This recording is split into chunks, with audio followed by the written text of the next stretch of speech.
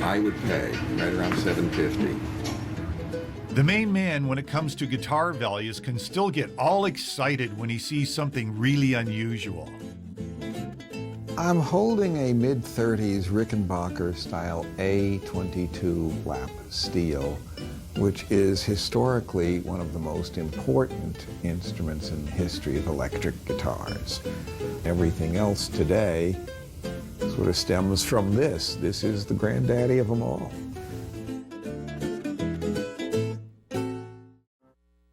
You're a good girl. She can hang upside down. If you put her on a dinner plate, give her a fork to hold, it's a good picture. Ask George Gruhn his opinion, and he'll do a lot more than just parrot back conventional wisdom. Are you wanting an appraisal, or what is it you want?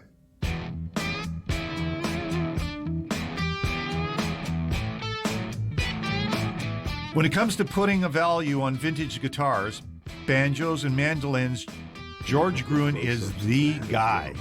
Could you send me a close-up picture of the label? In business since the 1960s, he's seen the market for his specialty expand, then explode, then implode. People from all over the world ask his opinions, and why not? He's literally written the book on guitar values.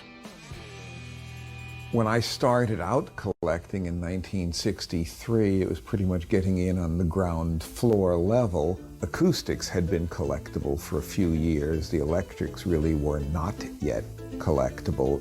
But by 65, there was at least a glimmering of interest. The market kind of fizzled a bit starting 76 and really going onward into the mid-80s. That's at a time when the baby boomers did something that had never happened before, and that is they had a midlife crisis, and they went out and they bought little red sports cars, tennis and racquetball equipment, and toys like guitars. And the guitar market ratcheted up amazingly because it was all these 40-year-olds who had money, and they were going to go back and buy the things that they wanted when they were 16 to 17 or 18 or even 20 years old, but now they could afford it. And prices went up very, very rapidly. Then in the year 2000, there was a stock market correction that affected prices again, but not in the way you might think. Stocks were not doing well, and all of a sudden electric guitars looked better. And electric guitar prices in many cases for the desirable models went up tenfold or more from mid-2002 through late '06, early '07.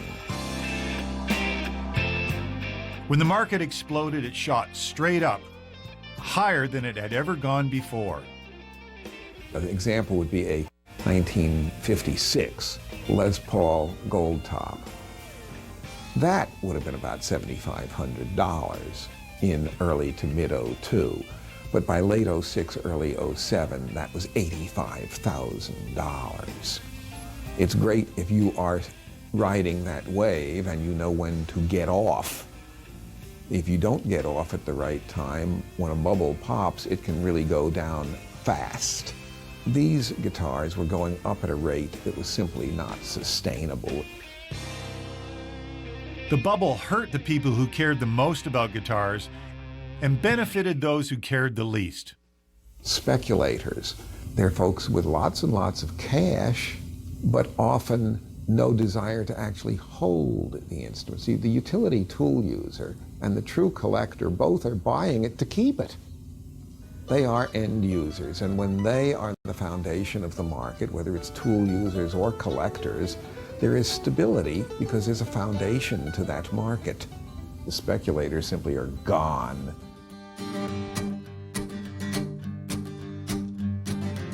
George Gruhn sees one more self-destructive tendency in the marketplace. The trend to new limited edition instruments, usually signed by an artist and artificially limited in numbers. While the number of vintage guitars is actually very small, there were only about 1,500 of these sunburst guitars made. The new ones now are being made by the tens of thousands. They're doing limited edition, so-called instant collectibles. Over the years, most of these have not proven to be great investments. And besides, the concept of limited edition in some ways is phony. So they had 35 different limited edition models this year. They make thousands of limited edition guitars, but only a limited edition number of each of these limited editions. Big whoop. Gruhn recommends anyone interested in acquiring and collecting vintage instruments do their homework. Ask a lot of questions, and you should know there is never a good time to sell. If I look back to 1976, it looked like things were going to be stagnant for a long time.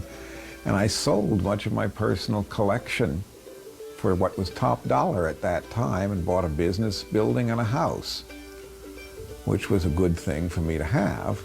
But many of those instruments would be worth a whole lot more today if I had kept them.